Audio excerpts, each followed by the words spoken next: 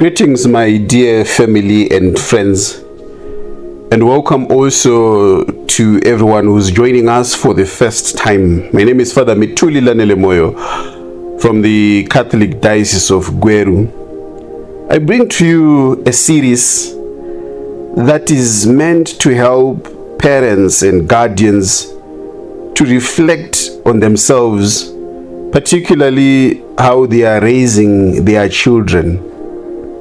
Not every wound comes from a lack of love. Some come from a lack of emotional safety.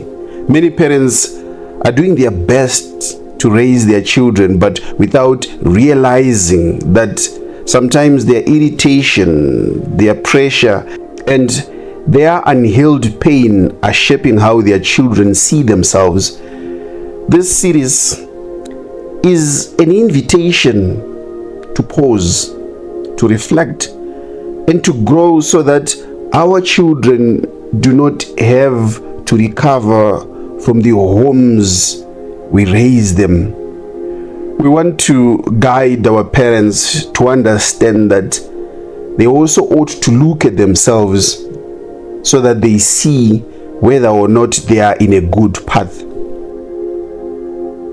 So this series is titled When a Parent's Unhealed Pain Becomes a Child's Inner World.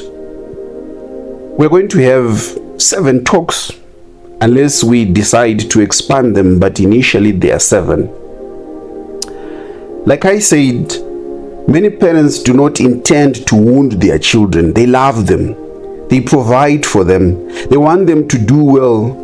But love on its own is not always enough. A parent can love a child and still raise that child in an atmosphere of tension or irritation or harshness and emotional instability. And when that happens over time, the child may carry the effects far into their adulthood. Some parents are easily irritated. They are always frustrated. They are always correcting sharply. They are always snapping on their children. They are always emotionally overwhelmed. They are always speaking in a tone that makes the child feel like they are a burden. Sometimes this comes from stress, sometimes from exhaustion, sometimes from financial pressure, sometimes from unresolved trauma, sometimes from how they themselves were raised. But whatever the cause, one thing we have to know is the child does not experience all those explanations. What they experience is the atmosphere. Children do not only remember what parents say, they remember how home felt. They remember whether they felt safe asking questions. They remember whether mistakes were handled with patience or with anger. They remember whether correction came with dignity or humiliation. They remember whether they were guided or whether they were made to feel like they were always in the way, causing havoc. This is where many adult struggles quietly begin, from that kind of childhood. Some adults now give up so quickly, not because they are lazy, but because they grew up feeling that trying would only bring criticism.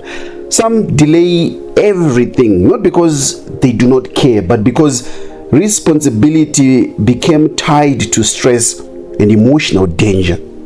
Some cannot even take correction well, not because they are proud, but because correction always came wrapped in irritation and shame from the childhood. Some are very hard on themselves because the angry, impatient voice they grew up with has now become their inner voice. This series, my dear friends, is meant to help parents to stop and reflect, not to shame them, not to attack them, but to help them become aware, because one of the greatest gifts a parent can give a child is not just provision or discipline or education. It is emotional safety. A parent must never allow their own brokenness or anger or frustrations or childhood wounds or disappointments or emotional immaturity to become the atmosphere in which their children are formed. A wounded parent who refuses healing can end up raising wounded children who later spend years trying to understand themselves. And that's a struggle. So this series asks parents to look deeply, not only at what they do, but at what their children are learning emotionally through how they treat them.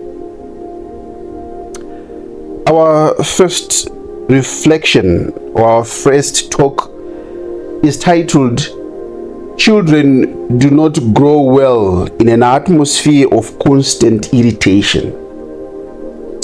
Some parents think irritation is a small thing. They think, I'm not abusive, I'm just tired, I'm just short-tempered, I'm just a strict parent, I just want things done properly. But what feels small to the parent can feel heavy to the child when it happens again and again.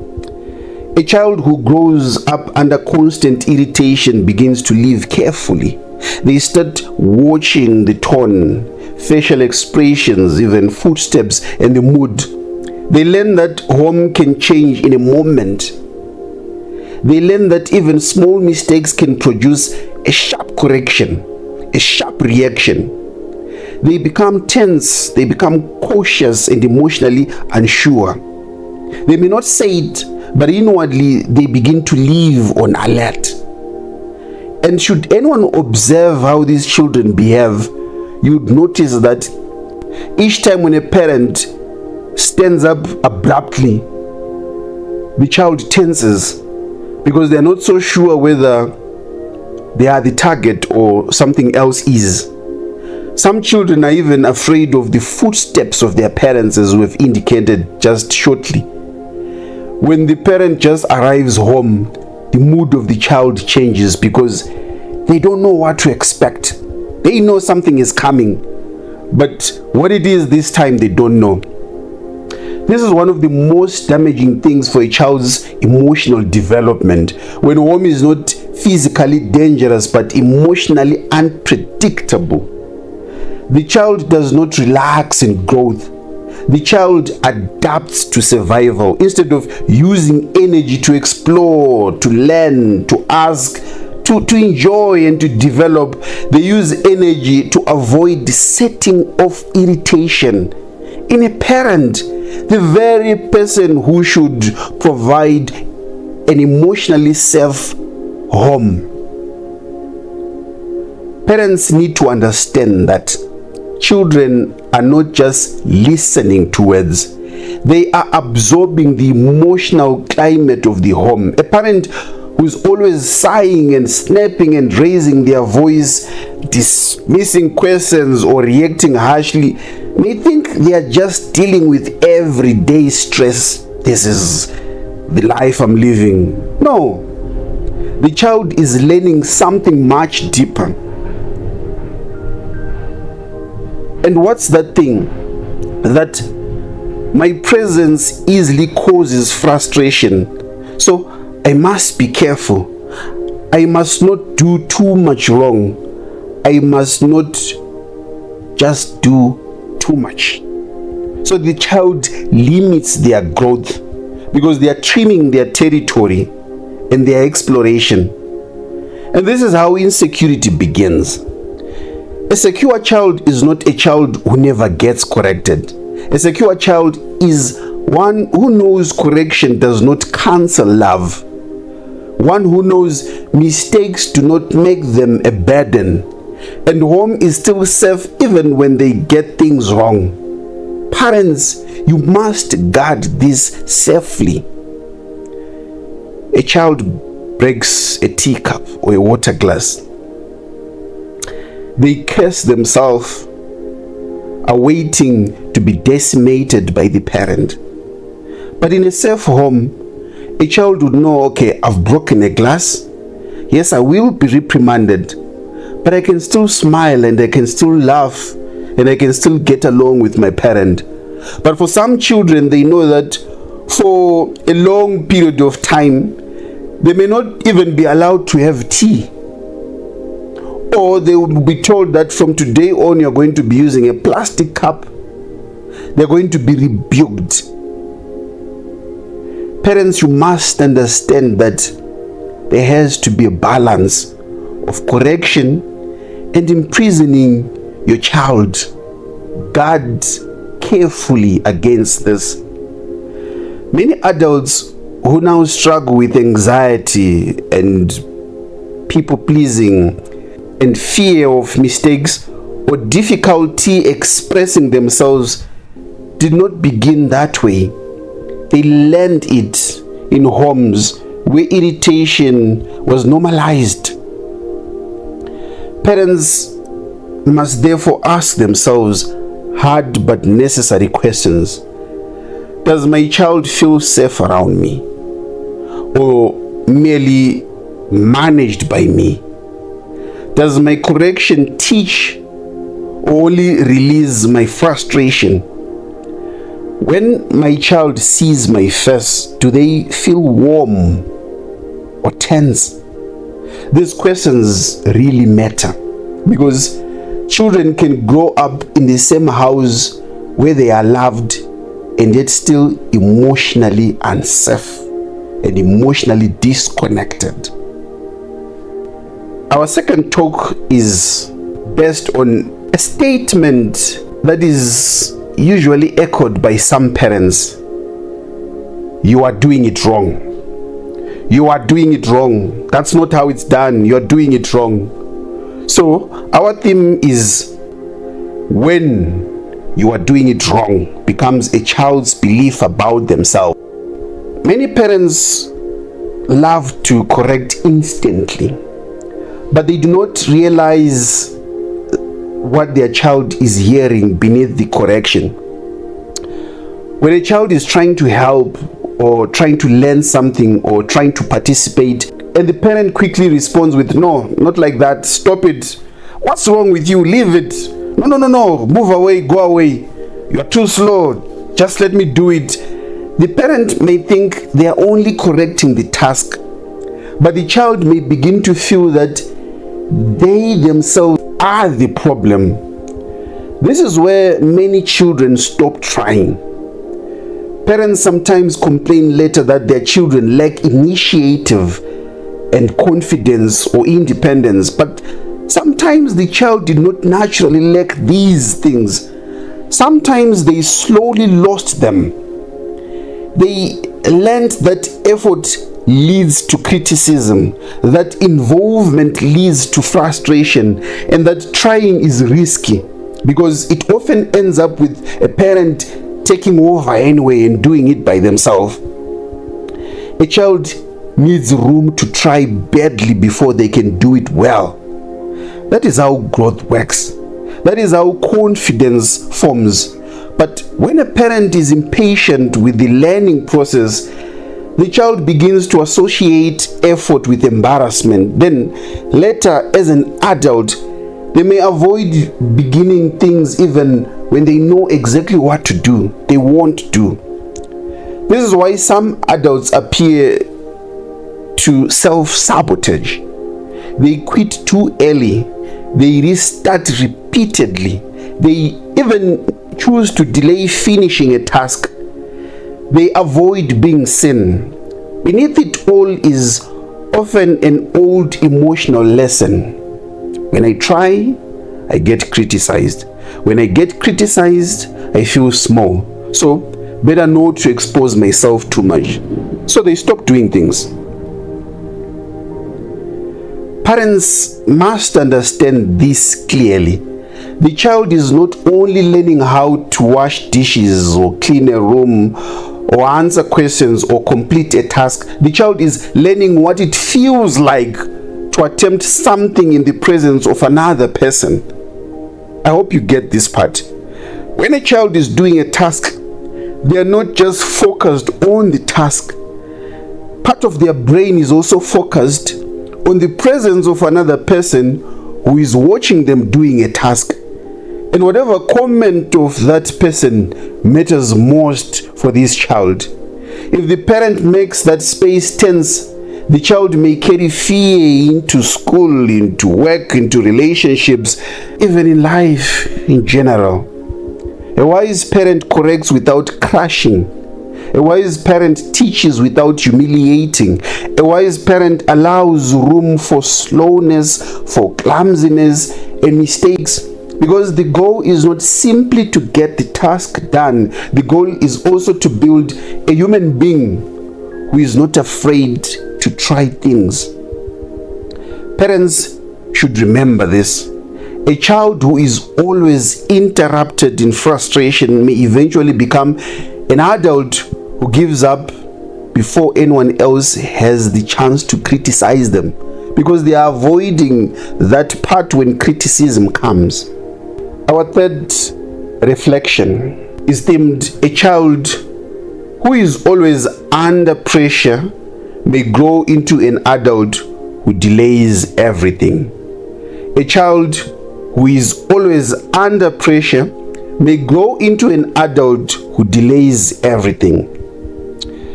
You may have observed that there are adults who struggle deeply with procrastination, with avoidance, poor follow through, and difficulty even with discipline.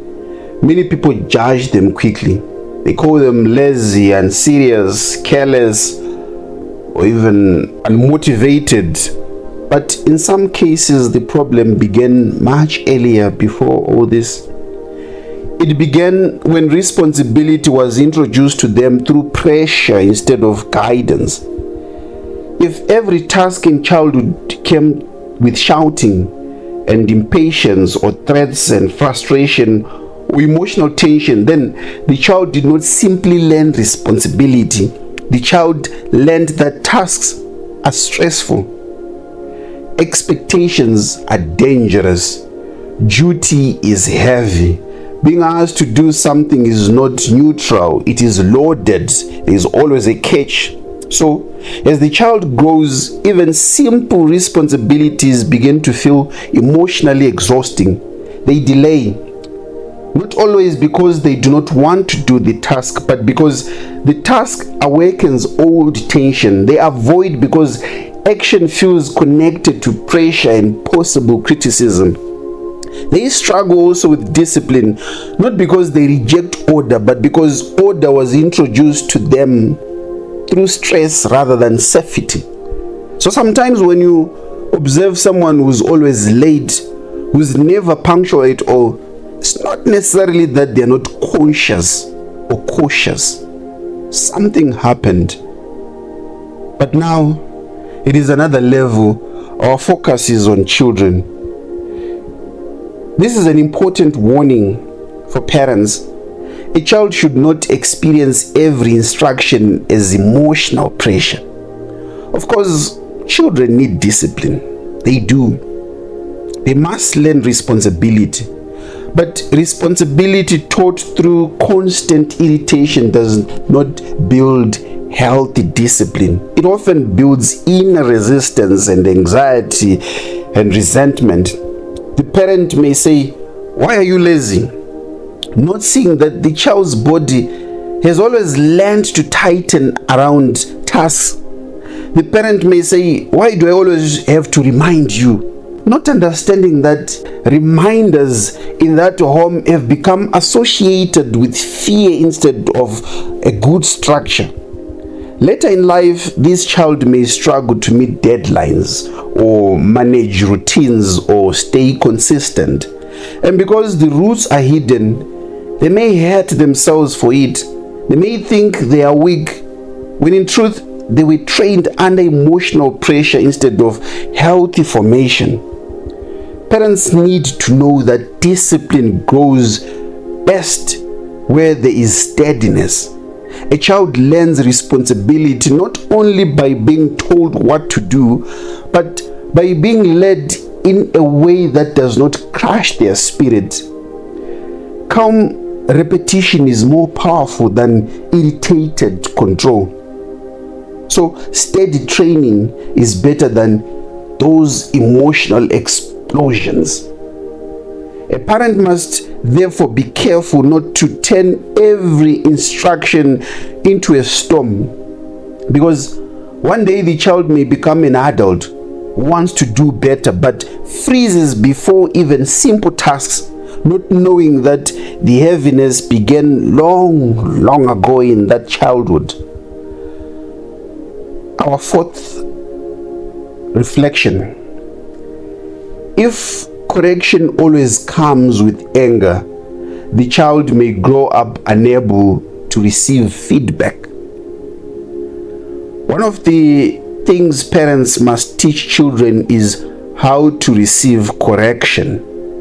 But many parents fail to realize that children do not learn this only from words that are used. They learn it also from the emotional tone that is attached to correction. If correction is always sharp, irritated, humiliating, sometimes sarcastic or angry, the child will not simply learn what was wrong. The child will learn that correction is emotionally painful. They will learn that being corrected means being made to feel foolish and exposed and unwanted or even stupid. Then later, as adults, such children may struggle greatly with feedback. I'm sure we see it sometimes when we are at work. Somebody gives a report and then people respond to it, analyzing it, criticizing it. Someone would say, I don't think that's a good point. And then the giver of that input becomes so agitated because in the home, in the childhood, they learned that a correction or a feedback is an attack. Some become defensive very quickly. Some shut down completely. Some become deeply ashamed over small comments.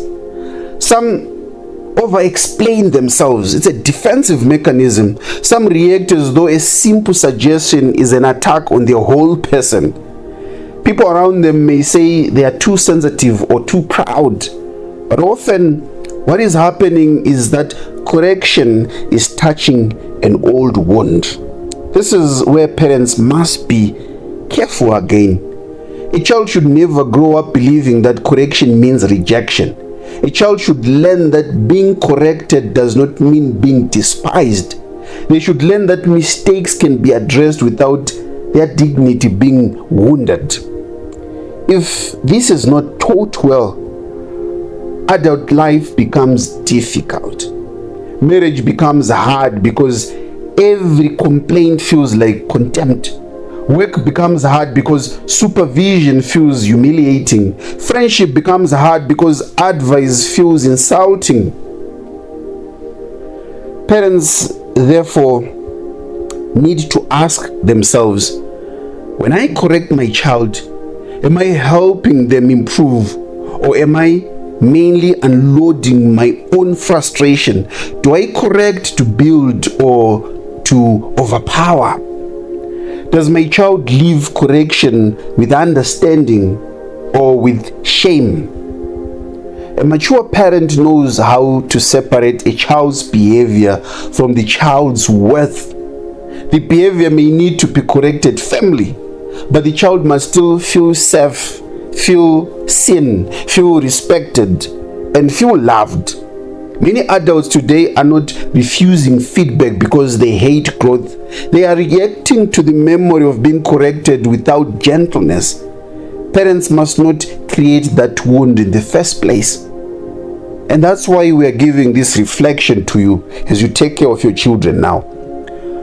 Our fifth reflection is guided by the theme: many harsh adults were once wounded children. Parents must heal what they carry. One of the hardest truths in parenting is this: many parents are raising their children from unhealed places. they are reacting not only to the child in front of them, but also from the child they once were. Their impatience is not always about the spilled drink or the forgotten call or the noise or the slowness or the repeated questions. No. Sometimes it is the voice of their own unresolved pain. Sometimes they are passing on what was done to them. Sometimes they are reproducing the atmosphere in which they were shaped. This is why some parents become easily irritated. They were never taught emotional regulation. They were never spoken to gently. They were raised in homes where shouting was normal, tenderness was weak, and children were controlled more than understood. So now, without even meaning to do the same, they're doing exactly what wounded them. But pain passed forward is still pain. It doesn't change whether or not there's an explanation behind it. A parent cannot excuse harmful patterns simply by saying, that is how I was raised, or my parents were even worse, I'm actually better. No.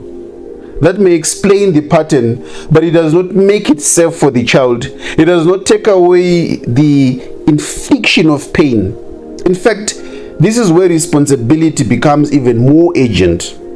The more aware a parent becomes of their own wounds, the more seriously they must take their healing.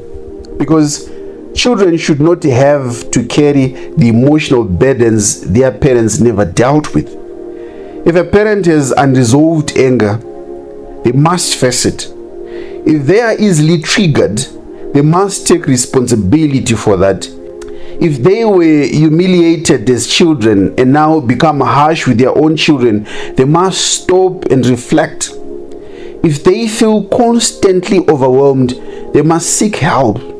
They must rest. They must find counsel and healing. Not because they are bad parents, but because unhealed wounds quietly enter parenting. This is how generational pain continues. A parent who felt small as a child may now dominate their own children. A parent who was never listened to may now dismiss their child's emotions. A parent who lived under pressure may now create pressure. A parent who was shamed may now continuously shame their own children. The cycle only breaks when a parent becomes honest enough to say, this did not begin with my child. This began in me, and it is my responsibility not to hand it over. And then they deal with it. That is one of the most loving things a parent can do, to heal enough that their child does not have to recover from them later on. Our sixth talk, guided by the theme, children need guidance, not the weight of their parents' emotional instability. Every child needs correction. Every child needs boundaries to be set. Every child needs discipline. But children should never become the emotional dumping ground of the home. Some parents are emotionally unpredictable. Their mood changes quickly. Their reactions are excessive. Their tone is unstable. The child never knows what version of the parent they will meet in the next second. At one moment, the parent is calm. At the next, they are irritated and explosive and dismissive, or sometimes cold. This creates confusion in the child. The child starts trying to manage the parent emotionally. They become overly alert, overly responsible, overly careful. Some become quiet and withdrawn. Some become anxious. Some become little adults too early. Others become oppositional because they are tired of this instability which has become nonsense. Parents must understand that emotional unpredictability burdens children. A child should not have to read the room every day just to feel safe. A child should not have to regulate themselves around a parent who refuses to regulate themselves. A child should not have to carry the stress of wondering, will this make mom angry? Will dad be moody today? Should I ask now or should I wait a little later? Will this small mistake become a big issue? That is too much weight for a child. Children need parents who are not perfect but steady. A parent may be tired, may be stressed, may have real responsibilities and pressure, but even then, they must work hard not to make the child live under the weather of their emotions. This does not mean a parent can never be frustrated. It means frustration must not become the child's environment. Children thrive where they are guided with steadiness, where boundaries are clear, where correction is consistent, where the parent's emotions do not dominate the home, where the child knows that even when something goes wrong, the response will not destroy their sense of safety.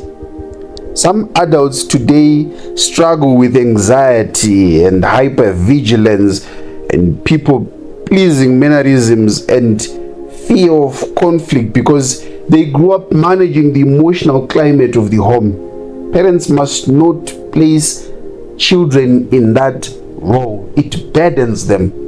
A child is not meant to become the caretaker of the parents' moods. A child is meant to grow and develop and live their life to the full. Our seventh and final reflection looks at parents, what healthier parenting looks like. If parents are to avoid passing on their wounds, they need more than warning. They also need a clear picture of healthier parenting. Healthier parenting does not mean permissiveness. It does not mean never correcting. It does not mean acting as though children should do as they please. It means bringing discipline, correction, and training in a way that protects the child's dignity and emotional security. A healthier parent pauses before reacting. They do not let every frustration come out through tone. They do not make every mistake feel like a moral failure. They understand that children are learning, and learning takes time. They do not expect adult precision from a child that is still developing. A healthier parent explains. They don't just command. They correct the behavior without attacking the child's identity. They do not use humiliation as a teaching method. They do not constantly compare the child to others. They do not make the child feel foolish for asking questions. They do not rush to take over every task simply because the child is slower. A healthier parent also knows when something is about the child and when something is really about themselves as a parent. They can tell the difference between a child's mistake and their own low patience. They can see when their anger is bigger than the situation. They can apologize when necessary. We'll talk about parents not apologizing. Most parents don't apologize. And this is something very important. A parent who can say, I was too harsh, and apologizes, teaches a child something beautiful, that authority can be humble and love can repair. A healthier parent makes home a place where effort is safe. A child can try, fail, ask again, and continue learning without feeling like nuisance. This builds confidence, this builds resilience, this builds secure attachment, this builds the kind of child who can later receive correction, take responsibility, and move through life without constant fear. Parents should never underestimate the long-term power of calmness. Calm parenting is not weakness, it is strength under control. It is emotional maturity. It is action. It is love that does not make the child carry what belongs to the adult. And this matters because the way a parent responds to a child's weakness often becomes the way that child learns to respond to themselves. As parents, do not make your child recover from you. This may be the clearest way to say it. Parents, do everything possible not to become someone their child has to recover from. Children do not need perfect parents. They need parents who are aware, parents who reflect, parents who take responsibility for their tone, reactions, moods, and wounds. Parents who do not normalize irritation. Parents who do not confuse harshness with strength. Parents who do not use children as containers for their frustration. Many adult struggles begin in ordinary homes, not because parents intended harm, but because they never stopped to ask what their child was absorbing emotionally. That is why this series has been brought to you. A parent's brokenness should be faced. It should not be passed on. A parent's childhood wounds should be healed, not repeated. A parent's frustration should be managed, not made into the child's atmosphere, because a child raised in steadiness grows differently. A child raised in dignity grows differently. A child corrected with patience grows differently. A child whose mistakes do not threaten the relationship grows differently. That child enters adulthood with more confidence, more inner peace, and more freedom to become who they are meant to be. So, let every parent ask with honesty and courage, what is my child learning from the emotional climate I am creating in the home? Am I teaching fear or safety, shame or growth, tension or trust? These questions may be uncomfortable, but they are loving questions. And sometimes love begins with a parent being willing to change. I wish you a happy parenting, and I invite you to an honest self-evaluation as parents. Keep well.